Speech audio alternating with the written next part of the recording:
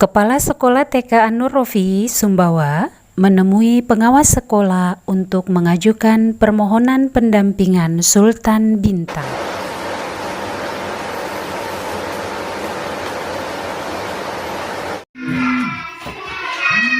Assalamualaikum Bunda, apa kabar? Waalaikumsalam.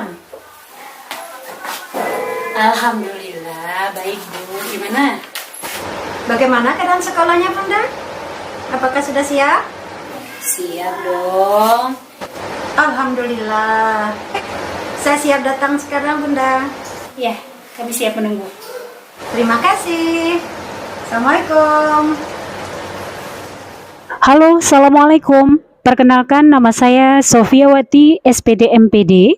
Saat ini saya bertugas sebagai pengawas Taman Kanak-Kanak pada Dinas Pendidikan dan Kebudayaan Kabupaten Sumbawa. Pada kesempatan kali ini, saya ingin berbagi sebuah praktik baik bertajuk Sultan Bintang, sebuah strategi yang saya gunakan pada sekolah binaan saya.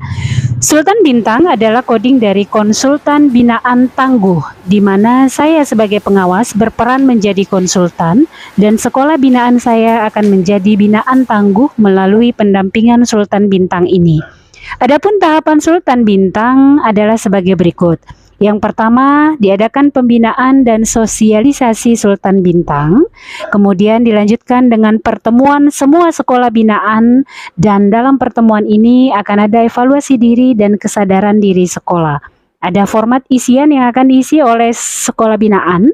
Dari hasil evaluasi diri dan kesadaran diri sekolah, diidentifikasilah kebutuhan, kemudian diklasifikasi kebutuhan masing-masing sekolah, dianalisis dan dipetakan, sehingga sekolah tahu betul apa yang dibutuhkan. Setelah tahu apa yang dibutuhkan, sekolah mengajukan permohonan Sultan Bintang sesuai kebutuhan. Nah, hari ini saya akan berkunjung untuk melaksanakan program Sultan Bintang ke salah satu sekolah binaan saya, yaitu TK An-Nur-Rofi Sumbawa. Sebelumnya, TK An-Nur-Rofi Sumbawa telah mengajukan surat permohonan Sultan Bintang. Bapak Ibu yang tangguh, hari ini kita akan melakukan kesiapan sekolah. Yuk, masuk ke dalam.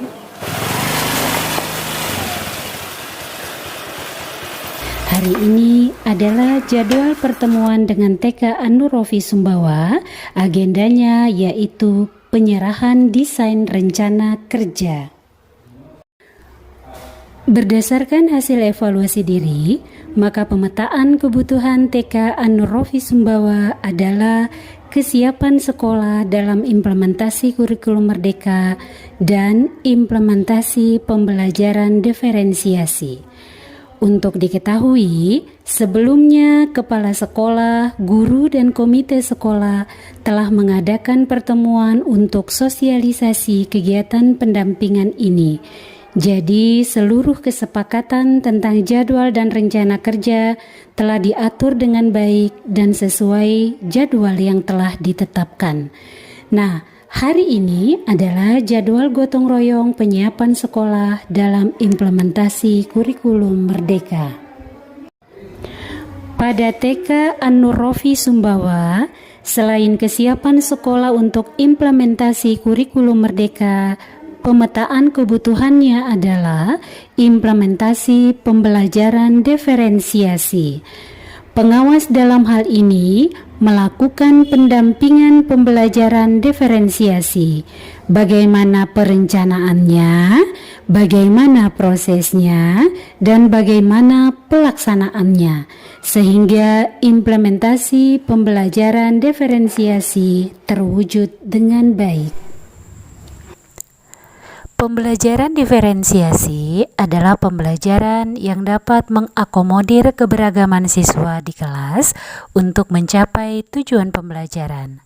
Karakteristiknya adalah bersama membuat kesepakatan kelas, guru memberikan kesempatan belajar yang sama pada semua murid, guru memfasilitasi murid sesuai dengan kebutuhannya, guru menggunakan beragam cara agar murid dapat mengeksploitasi isi kurikulum sehingga semua anak aktif memanfaatkan dan memaksimalkan aset yang ada di sekitar.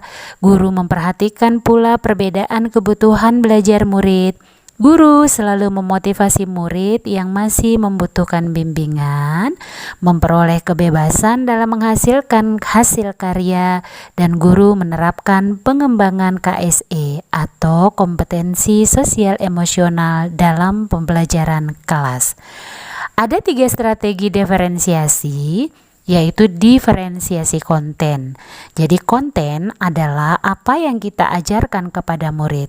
Konten dapat dibedakan sebagai tanggapan terhadap kesiapan, minat, dan profil belajar murid maupun kombinasi dari ketiganya. Jadi guru perlu menyediakan bahan dan alat sesuai dengan kebutuhan belajar murid. Yang kedua adalah diferensiasi proses. Proses mengacu pada bagaimana murid akan memahami atau memaknai apa yang dipelajari. Diferensiasi proses dapat dilakukan dengan cara pertama, menggunakan kegiatan berjenjang.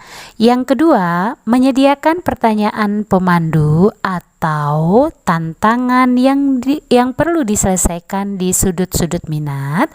Yang ketiga, membuat agenda individual untuk murid, entah itu daftar tugas, memvariasikan lama waktu yang murid dapat ambil untuk menyelesaikan tugas, dan yang keempat adalah mengembangkan kegiatan bervariasi. Nah, selanjutnya adalah diferensiasi produk. Produk adalah hasil pekerjaan atau unjuk kerja yang harus ditunjukkan murid kepada kita dalam bentuk karangan, pidato, rekaman, diagram, atau sesuatu yang ada wujudnya. Produk yang diberikan meliputi 2 hal. Yang pertama, memberikan tantangan dan keragaman atau variasi, dan yang selanjutnya memberikan murid pilihan bagaimana mereka dapat mengekspresikan pembelajaran yang diinginkan. Good job, Bapak Ibu yang tangguh. Mari bergerak, ikhtiar tiada henti, bekerja dengan hati, berkarya untuk negeri. Tiada rotan akar pun jadi, banyak jalan menuju Roma, hasil luar biasa dengan cara tidak biasa. Salam Sultan Bintang untuk generasi emas, untuk Indonesia Jaya, Indonesia Maju.